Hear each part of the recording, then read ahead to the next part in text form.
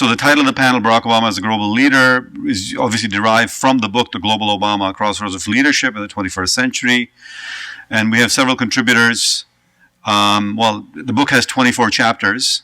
We've tried to cover all the 5 continents, 20 countries, more than 20 countries in the book, to get a perspective on a president's global image, if you will, as a leader, as a global leader. Now, the journey of this book begins really with the travels that I undertook for the first book. So when I went around the world presenting and talking about the first book, Barack Obama in Hawaii and Indonesia, I found that the president was very popular overseas, with high approval ratings. And a lot of the surveys, the BBC survey, The Economist, Pew Research poll had indicated that leading up to the election and then as a follow-up to the election. That the president's approval ratings around the world were in the high 70-80% in most parts of the world. While in his first term, and they continue to do so in his second term, his approval ratings at home were plummeting. So we wanted to explore this paradox, and that's when we kind of cooked up this idea of doing this book on the global Obama, or the perceptions of President Obama around the world as a leader, as a global leader. So partly because his approvals are very high, and there was a paradox in terms of high approval overseas and low approval at home, but also because, as Professor Gielen just mentioned, that President Obama is in many ways the first diverse global president that we've elected in many, many years. In the 236 years history of this country, we've not elected a president of President Obama's background and biography. So that was obviously the other main reason why I wanted to do this second book. So that's the image of the first book to cover, if you will. And then the second book, which came out in December 2013, but it's really, hits the distribution in 2014. It's really a copyrighted 2014 book. So we're still in the same year as the book has just come out. So as Professor Gielen mentioned, I cover the president in the White House. So I've had access, given the books that I've done and the writing for the newspapers, including Asia Times, Al Jazeera, Eastern Eye, which is a paper out of London, and some of my other writings have appeared in other print papers as well. Most recently in Courier Post and Wall Street Journal Online, and various other papers.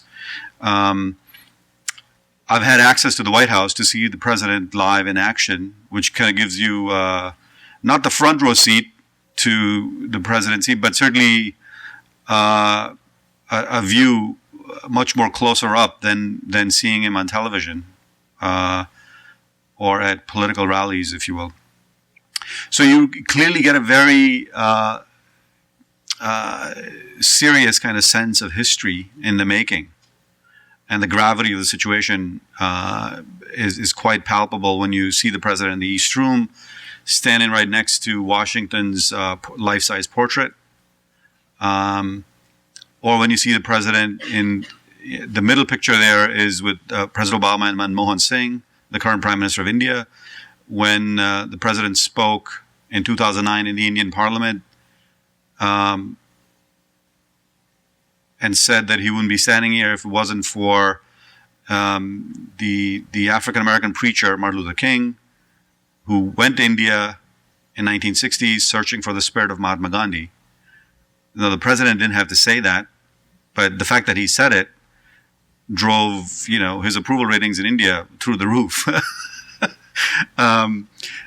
It's nice for him to be there and to speak to the Indian Parliament, but for him to then extend himself and say he wouldn't be standing here if it wasn't for Martin Luther King's travels through India in search of Gandhi. I mean, that basically just drives up his approval ratings, through the roof. And, most Indian historians or historians of Asia will not forget that. So that will be etched in history books. If you try to understand Obama's role in Asia, this would be one phrase that you would have to parse and try to analyze. Anyway, so you get a very clear sense of history in the making when you observe the president in action, as I've done. So he has many ongoing challenges, and we talk about this in the Global Obama book, from Afghanistan, Pakistan, to limiting drones, to a nuclear deal with Iran, working on the Mideast peace process, the Asian pivot, the challenges of climate change, crisis in the Eurozone, trade deals that the president is still trying to iron out with Asia and European economies, immigration reform, and women's rights, just to name a few of the ongoing sort of challenges that really impinge on president's global agenda around the world. Now, adding to this is a new challenge in terms of what's happened in Ukraine just recently, when President Vladimir Putin invaded Crimea and annexed it. He posed yet another challenge to President Obama and to the Western democracies, which is this idea of the Eurasian Union that Putin is trying to create. So when the president was elected in 2008, his approval ratings around the world were extremely high, and in part that was partly because of the Bush fatigue from the Iraq War, but also because the president's global biography spoke to a lot of the populations around the world, and his approval remained high throughout 2013 and still continues to, except in Muslim-majority nations in Middle East, North Africa, and South Asia. So President Obama clearly does not lack vision or audacity. Now, by his own account, Obama sought nothing less than to bend history's arc in the direction of justice and more peaceful, stable world, according to Martin Indyk of Brookings Institution. The question now is, how has Obama's America fared abroad in the past 5 years, and is he in a position to bend the arc of history globally? So that's the tough question. Now, in the aftermath of the Syrian genocide and the Ukrainian crisis, the foreign policy challenges have put the president in a hot seat against a traditional Cold War adversary, namely Putin. Recently, two former presidential candidates, McCain and Romney, have claimed that the president has looked weak against Putin and his apparently strong-arm tactics in trying to reconstruct his motherland, Russia, and some semblance of an emerging Eurasian Union, as I just mentioned. In fact, many conservatives, as they've been writing in the newspapers and in the blogosphere and on news channels, would prefer the president to behave more like Putin in some ways. Display authoritarian leadership and possibly start another military excursion, as some political scientists have suggested. Even though the president was elected to end 2 wars, including the longest war in American history, the Afghanistan War, and prefers peacemaking over war as a general rule, an American president who does not enter into a war invariably may be seen as a dove or a cultural wimp against the sort of the rhetoric that you hear from the other side. So that's a real dilemma that any president faces, and President Obama clearly, because he inherited 2 wars and increasingly more challenges overseas in North Africa and now in Europe, in South Asia, how does he manage to walk through the tightrope and avoid another military excursion? That's a big challenge. So after the NSA scandal, where some informations were, and Professor Gielen will go into more depth about this than I do here, where certain surveillance activities were brought to light by Edward Snowden, and I see there's another panel that's taking place here at St. Francis next week about whether Edward Snowden, I just saw the sign outside, whether Snowden is a traitor or a patriot, a whistleblower or a patriot. So I'm sure people have different views on this, but nonetheless, certain surveillance activities by the NSA, National Security Agency, was brought to light, and the drones controversy, where the president has openly said that this is the more effective way of dealing with terrorism abroad, rather than through direct confrontation or land wars or special operations. That drones are the more effective way of dealing with potential terrorist activities overseas. So because of that controversy and the fact that the president has been trying to pivot to Asia, but other things keep distracting him, the kind of the shine, if you will, on the global Obama was beginning to fade a little bit till Putin invaded Crimea just a few weeks ago, and then to blame the West, that is NATO, EU, and the United States, for orchestrating a coup in Ukraine in its backyard. Now the president looks really like a dove compared to the Russian president, who's obviously willing to take high risks. So while the Obama administration has been trying to work on all of these initiatives that we just talked about on the foreign policy front, whether it is an Iran nuclear deal, Mideast peace, ending the impasse on climate change debate, or the Immigration Act, with Putin's annexation of Crimea, their task became even more difficult now on the foreign policy front. With the Russian bear on the prowl, if you will, making several former Soviet states, including Poland, Czechoslovakia, nervous, will the president be able to reclaim the trust in American ideals and values around the world? And I think he's doing a pretty effective job at that recently.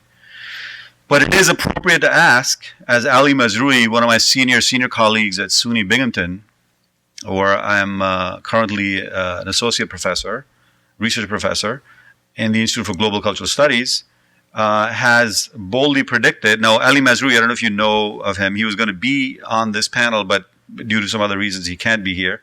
Ali Mazrui is an African post-colonial intellectual of Obama's father's generation. He's a Kenyan himself, who grew up in Kenya and taught in Kenya for many years. So he's boldly predicted, and he has a chapter in this book, The Global Obama, that Obama will go down as a great man in history.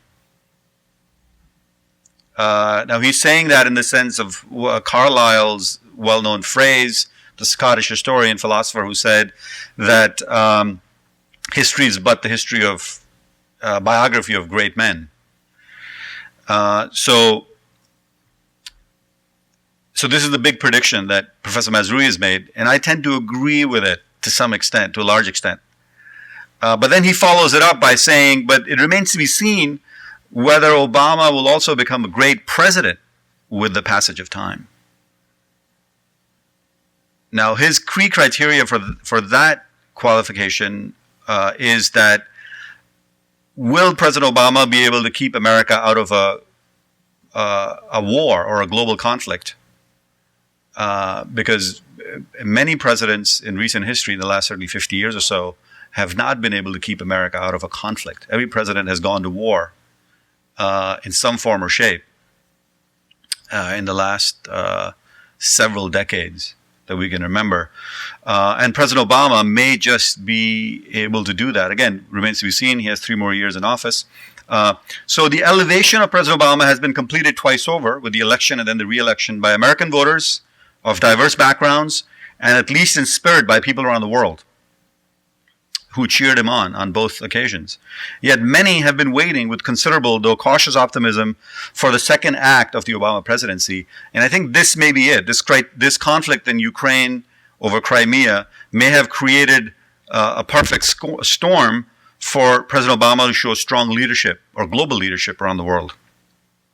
So the paradigmatic moment of the American presidency, as I talk about in the 2 books, with the re-election of the first black president, taking a quantum leap into the future, has receded somewhat, because I have great pictures of Grant Park in November 2008 when the president was elected, and everybody was crying. We all remember that, including Oprah and Jesse Jackson and various other luminaries from Chicago. They were all bawling their eyes out. We remember that picture, although it looks like now many, many years ago that event actually took place. So that paradigmatic moment has kind of receded into our consciousness.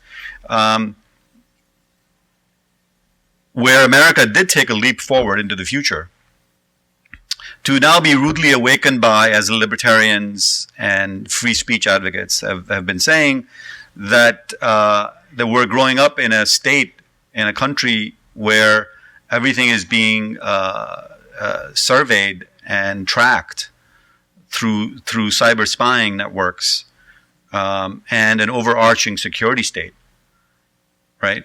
But with the invasion of Crimea, Putin seems to have pulled us back into the 19th century, as Secretary Kerry recently said, and revived what Samuel Huntington called clash of civilizations, reminiscent of an earlier Cold War era.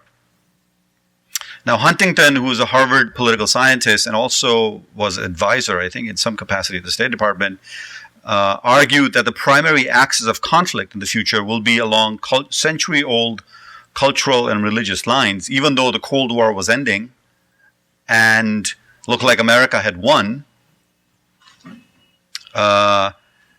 he predicted that the old conflicts along religious, cultural, linguistic lines will re-emerge and divide the world, and that we had to be cautious about this. He said the great divisions among humankind and the dominating sources of conflict will be cultural.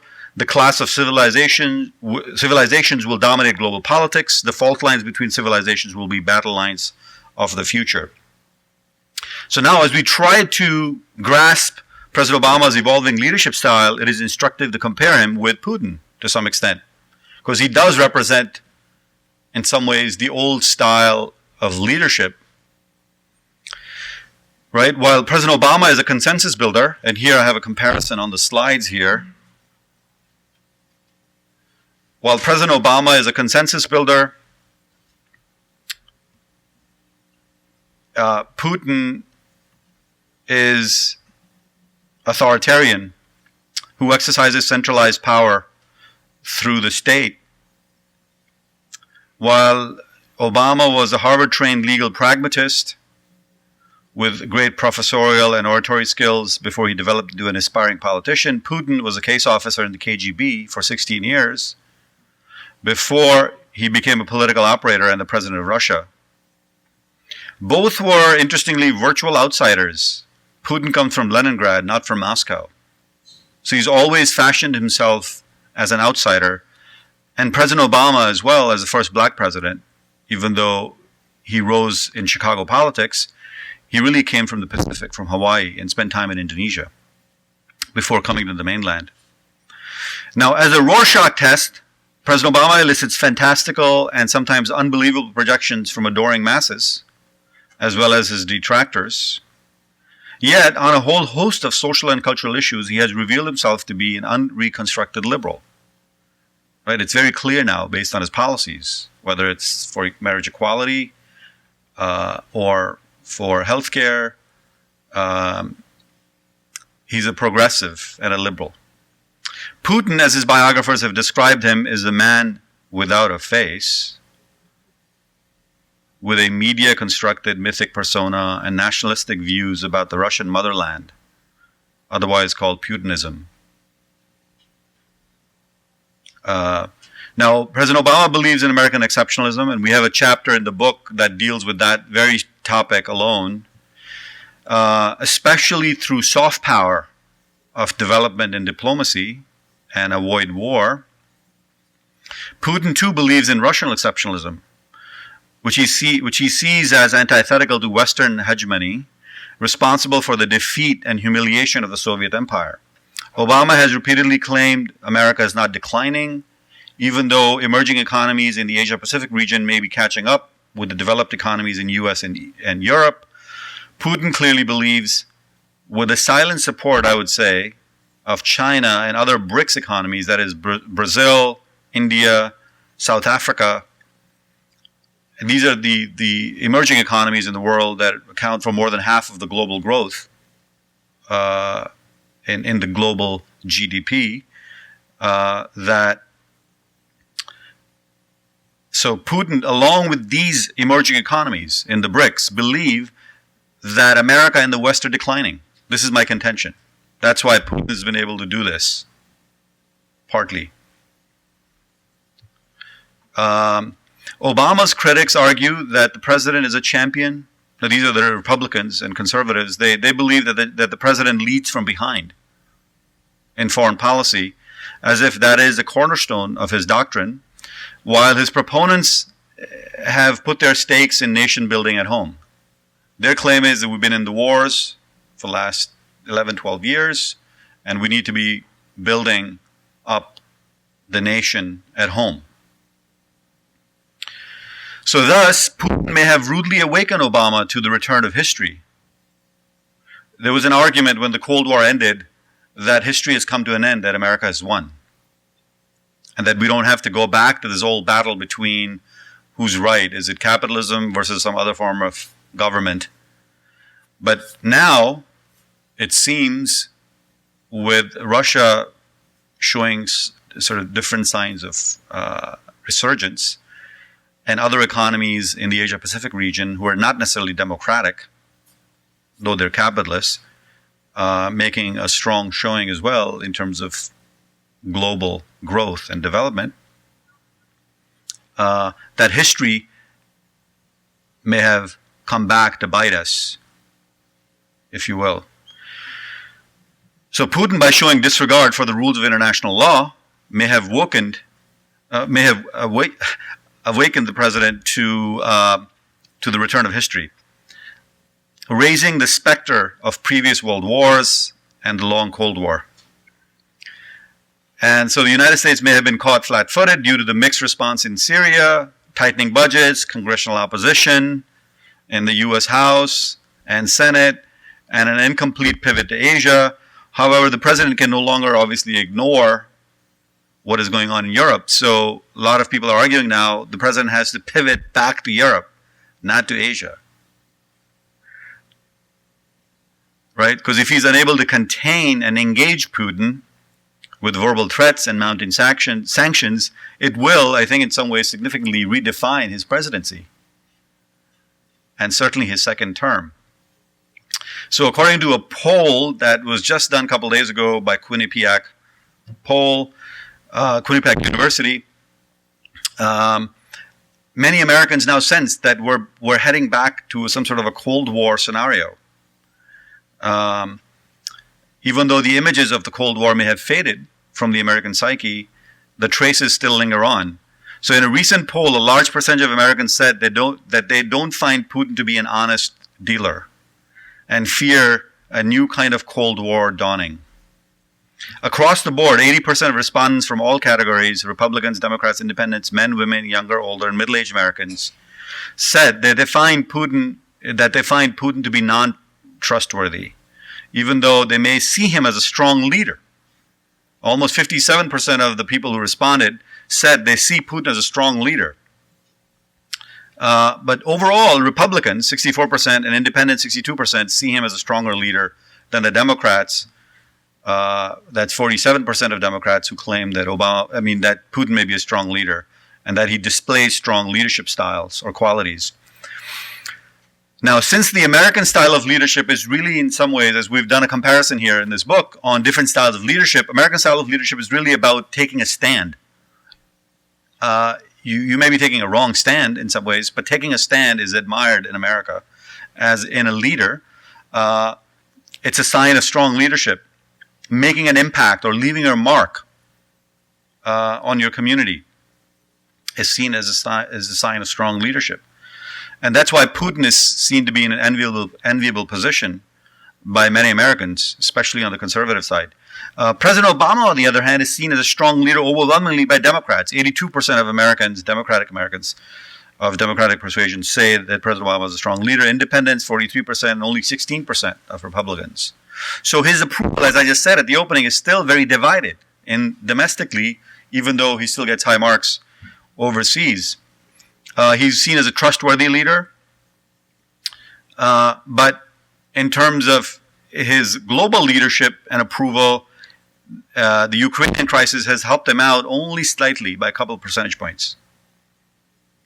So it seems that a liberal, progressive, Nobel laureate, highly esteemed president is in a tie in terms of leadership qualities against an authoritarian president.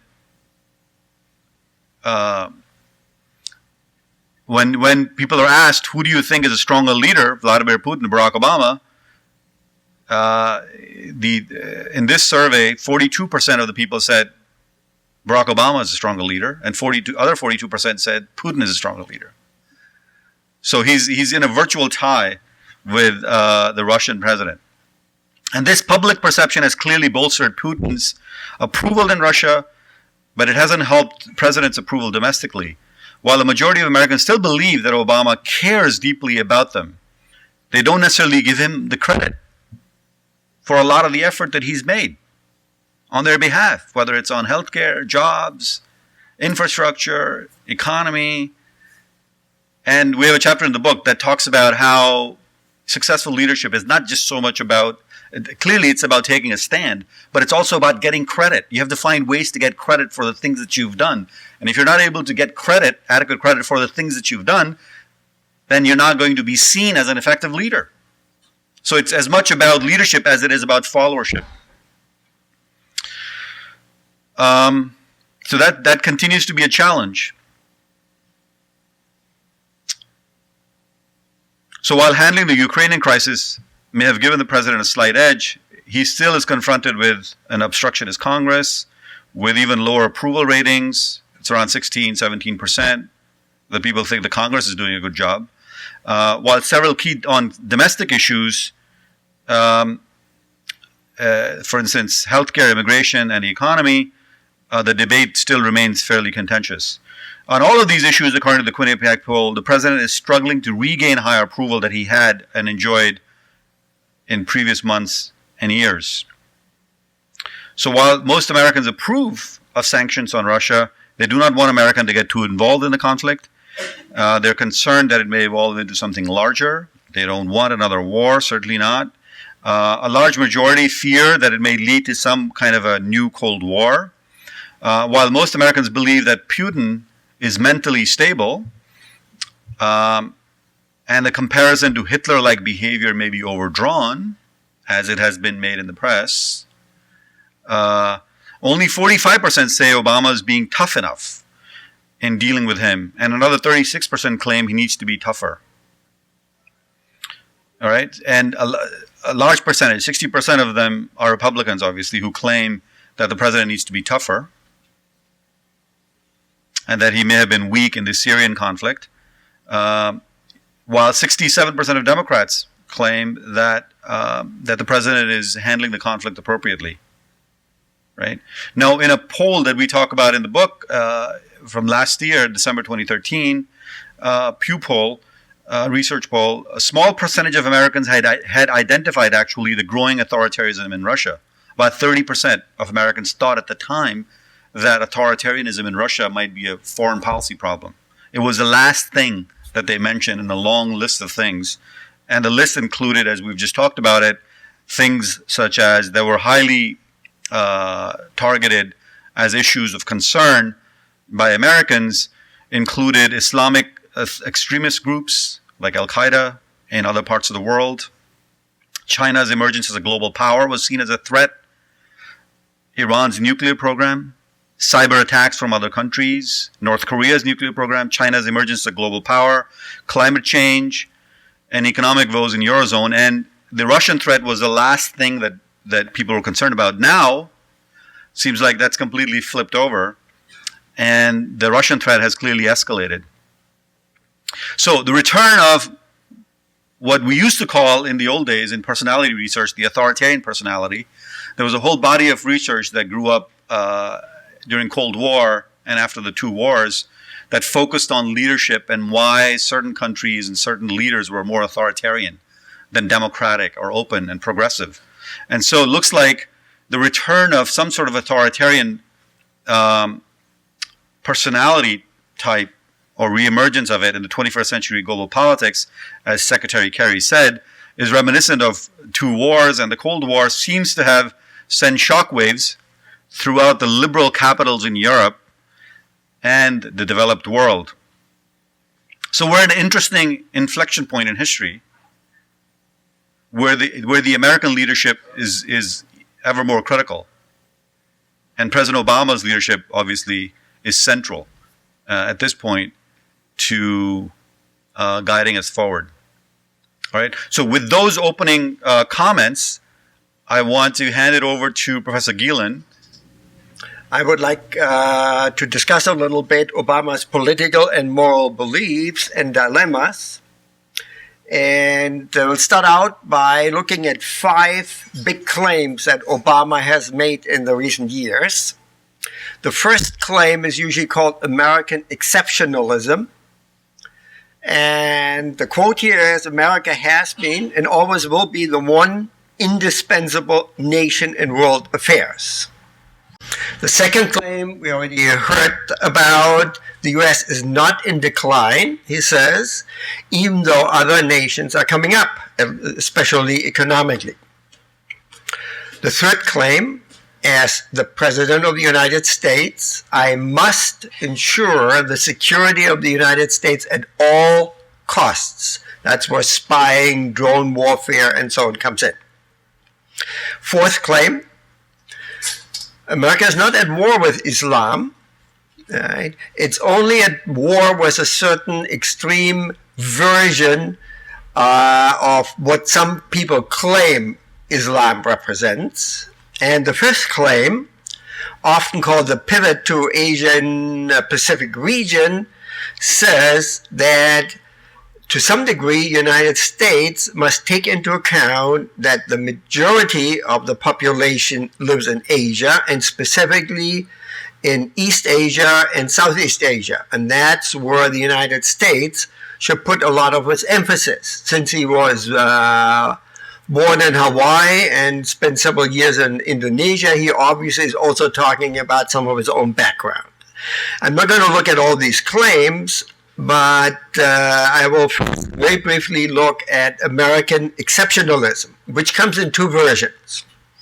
The weak version says, yes, we are unique economic and military power, but maybe not uniquely superior in moral terms. The strong version says only the United States has the power, the moral strength, and the prerogative to create a secure world worthy of universal admiration. Now, Obama sort of waffles between the weak and the strong version. Depending on what speech you listen to, he's somewhere in between. Right? American exceptionalism, in some sense, is nothing unusual. If you read a textbook on cultural anthropology, they will tell you that the large majority of cultures feel that they're somehow superior to other cultures, right? Called usually ethnocentrism, right? And Putin believes this, obviously, right? We just heard about it. So in that sense, the Americans are not unusual, right?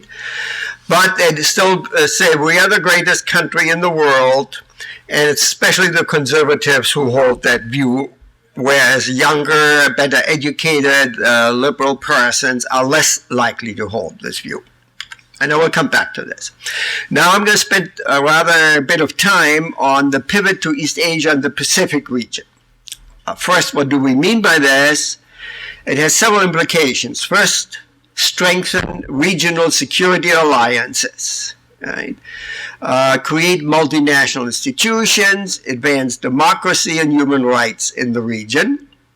It has clear military implications, a partial redeployment of American forces from the Middle East to East Asia, the Pacific region. For instance, there are now American Marines in Darwin, Australia, where there were none until recently, although there had been some during the Pearl Harbor crisis. Right? It means very concretely redeploying aircraft carriers, the traditional projecting forces overseas, more cyber warfare, and so on. It's clearly designed, at least in part, to counteract China's rising economic power, and perhaps it's not only economic power, to reinforce alliances with Japan, Australia, South Korea, and so on. And more generally, many people say the Atlantic century, the 20th century, is being step by step replaced with the Pacific century. Right? And this pivot is just one step in this. Right? Of course, one possibility is that the U.S. will alienate China, Russia, and so on. Here you see Obama, Asian countries, doing a conference. Right?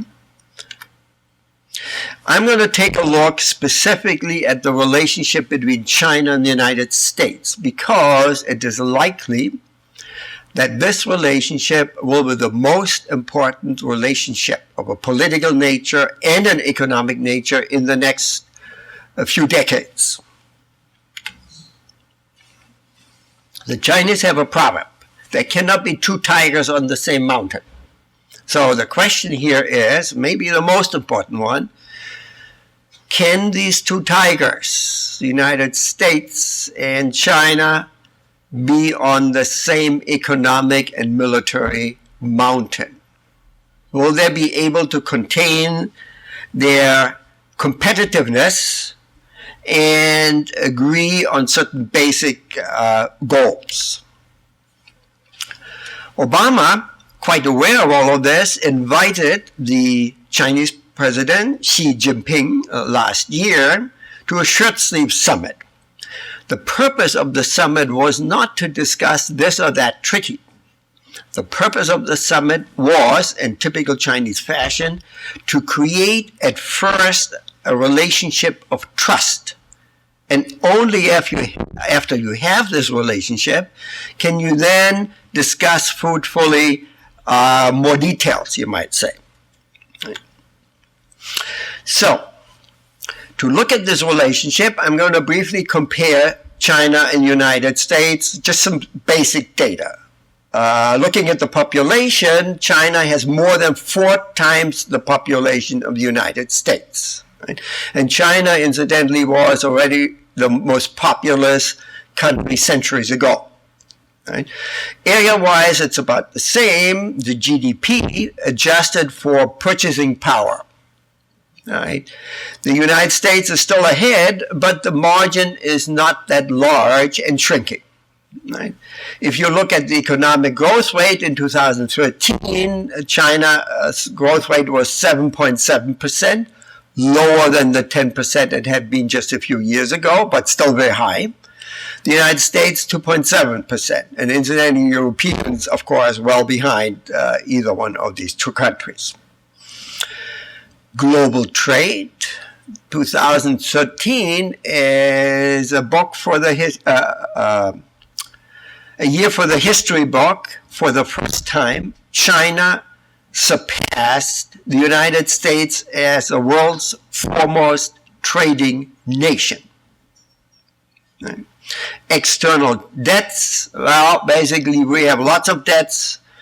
Many actually in relationship to China, and China sits on a big foreign currency reserve. Trade between China and the United States, quite one-sided. The Chinese export far more to the US than the other way around. So to summarize all of this, the Chinese in the last few decades have succeeded in reducing at least the extreme versions of poverty in their country dramatically. Right? But when it comes to per capita income, they are far behind the United States even today. In contrast, the United States, as the world's most powerful developed nation, has been undergoing a period really of political crisis. It's not so much economic crisis. The 2008 crisis has by now been mostly overcome, not entirely. It's really a political crisis more than anything else. Military power. On the one hand, the United States is easily the largest military power on earth. And a good way to look at this is to look at aircraft carriers because they are used traditionally to project power overseas. 11 in the United States, 1 just put into service in 2012 in China. Right. China, however, number-wise at least has the largest army. On the other hand, the United States, 44% of the world's military expenses come from the United States, an astonishing percentage. But in 2014, the military budget of China is rising by 12% in just 1 year, whereas the talk in Washington is to reduce the army of the United States to levels that have not been there for many, many decades. Right? So, on the one hand, the U.S. remains the strongest power. On the other hand, the gap between China and the U.S. is shrinking, and it's shrinking rather rapidly. Cyberwarfare. Here the Chinese have invested a lot of money because that's one area where they hope to match the United States in a relatively short time. Whether they're able to match the United States is hard to say, right? But just a few weeks ago, the United States decided to invest a lot of money into cyber warfare in the next few decades. Right? Also important, China has lots of territorial disputes. The most important one is with Japan, but they have disputes with Vietnam, with India, the Philippines, Brunei. It's quite astonishing, actually. In contrast, the United States does not have military disputes with any Asian country. Right? That is one key reason why countries such as Japan and South Korea want to stay beneath the U.S. nuclear umbrella. Right. The third dimension of power is sometimes called soft power. It is sort of a cultural power that tells you what cultural influence a given nation, either China or the United States, has around the world. There's no doubt that a president of the United States still has more cultural power than than China, but China is well aware of this. And here's one example. You probably know that there's a Confucius Institute at Pace University, and a new one was just set up at Columbia University. There are now 430. In 2004, there were 0. Right. What's the purpose of the institutes? To teach Chinese language and to spread Chinese culture. Right? This is astonishing change. Right? Moreover, China is putting an enormous amount of money into Chinese universities. American universities are still ranked in the top tier. Right? No Asian university is among the top 10.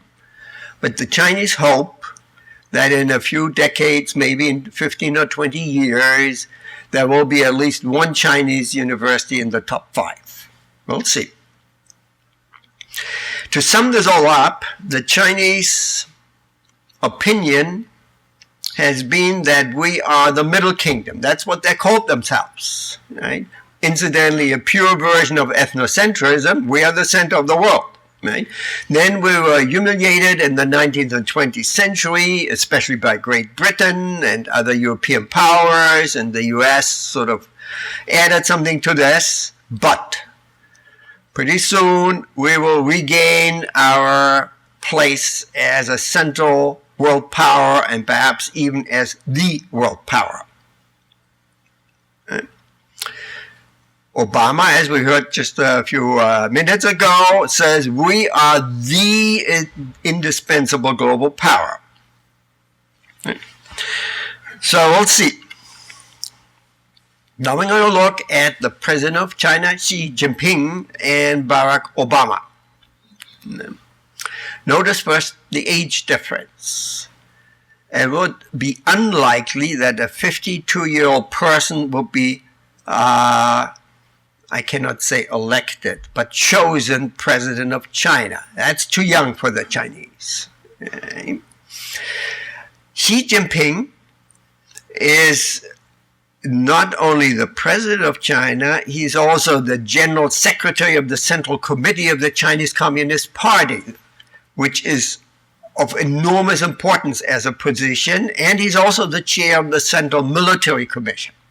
Right? So he has many other positions that put him at the center of Chinese power. Obama does not have quite the same control of power in the United States. In part, that is due to very different rules of democracy, of course, but it's also in part because he came into the presidency as an outsider. Xi Jinping's father was a guerrilla leader who, although he spent some time in prison, like Deng Xiaoping and so on, was already at the center of Chinese power. Right? So if Chinese call somebody like Xi Jinping a princeling, somebody is born from one of the central families in China. Right? Not the old nobility, of course, but the guerrilla fighters and the so on and so on. Right? In contrast, Obama's background is quite striking. It's not only multicultural and multiracial, right? It's also a broken family. Professional experience, here we come also to a big difference between China and the United States. In China, if you want to become the president of China, you're being tested. They sent you out as, let's say, what we would call the governor of some province, and Chinese provinces are huge sometimes. Many are bigger than most European countries. And when you are the, quote, governor of such a province, you are really in charge, and they want to see whether you can do it. Right? So the Chinese say, how do you become president of China? You must gain a lot of administrative experience. 3 years here, 2 years there, then maybe in Shanghai, 20 million people, the business city, and so on and so on. Right? Probably the greatest weakness that Obama has is that he really doesn't have much administrative experience. Being a community organizer is completely different from being in control of 80 million people in a Chinese province. Right? Or at least that's my perception of it, and that's the Chinese perception. Right? We can talk about the personal characteristics of Xi Jinping. He's ambitious, pragmatic, focused, single-minded, restrained, rather taciturn. He's not the one to give elegant speeches. Right? And that doesn't bother the Chinese very much, because in China, to give elegant speeches is not nearly as important as it is in the American democracy.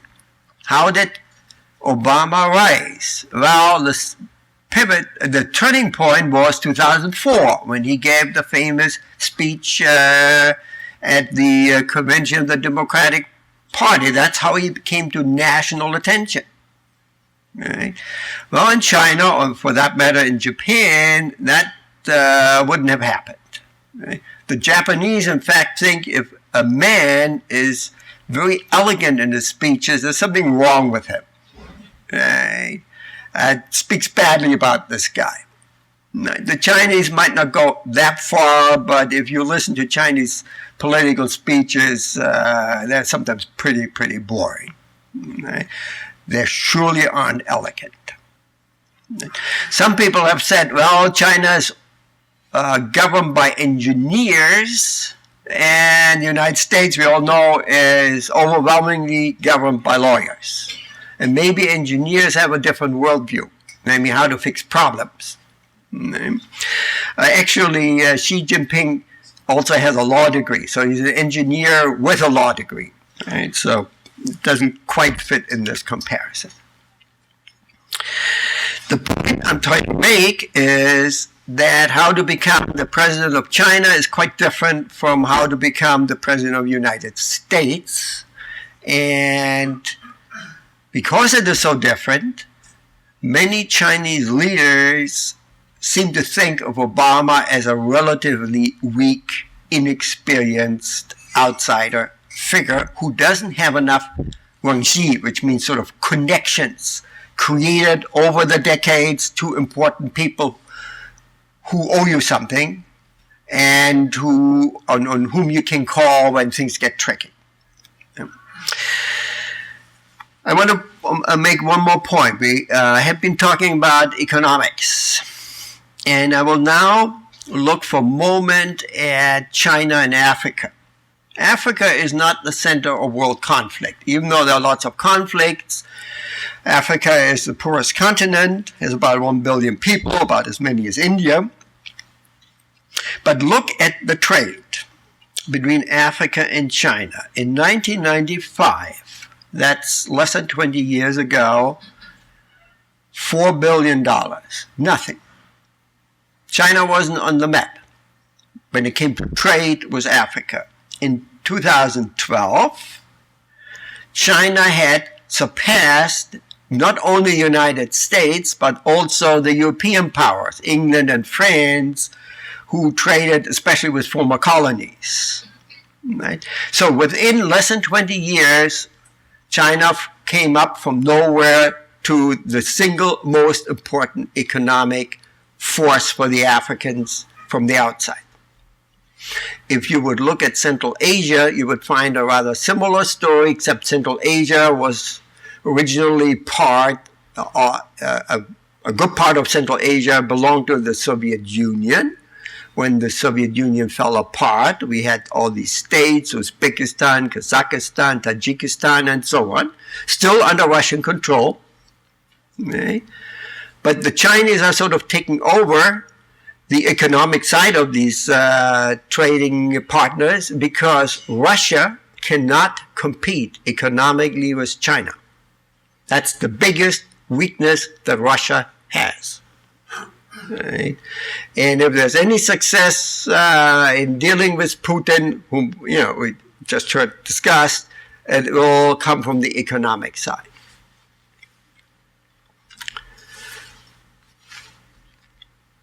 What did the Obama administration do in Africa? Well, Obama did visit Africa, right?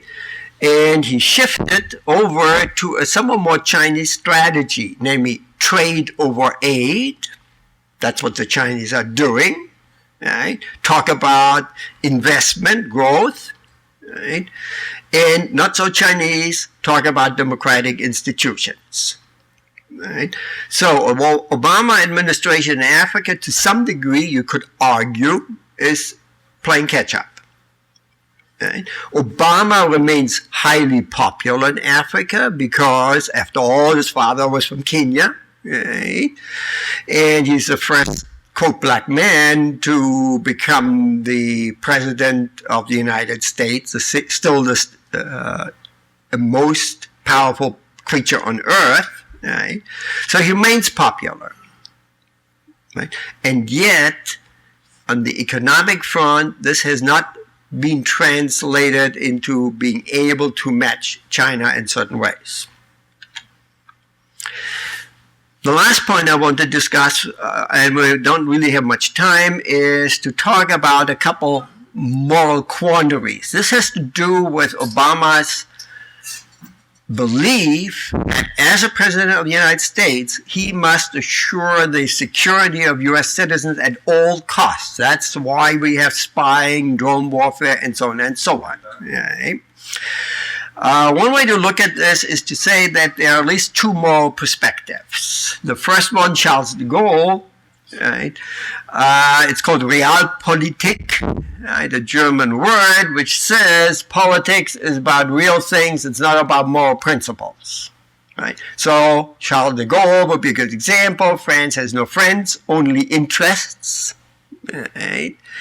And the opposite of this will be Popper or Immanuel Kant, the famous German philosopher, called principle morality, which says every human life is important and individuals should only be moral ends. They should not serve any other purpose. Realpolitik says an individual counts for nothing It's the overall interest of the state that's important. Right? Now, of course, in reality, real politics will be somewhere in between the two, but it counts on which it is closer to. Right? So let's look at spying. Right? Notice, first of all, the budget, a good $50 billion. So there's a lot of spying going on by various agencies. Here's a reaction from Germany. I translated it. Right? The spy, Spitzel, has this, in East Germany, above all, has this sort of KGB type flavor. Right? Here is, again, Obama saying, I know everything about you. So the Germans are really upset. Right? It isn't only Merkel whose cell phone has been listened to by NSA and so on.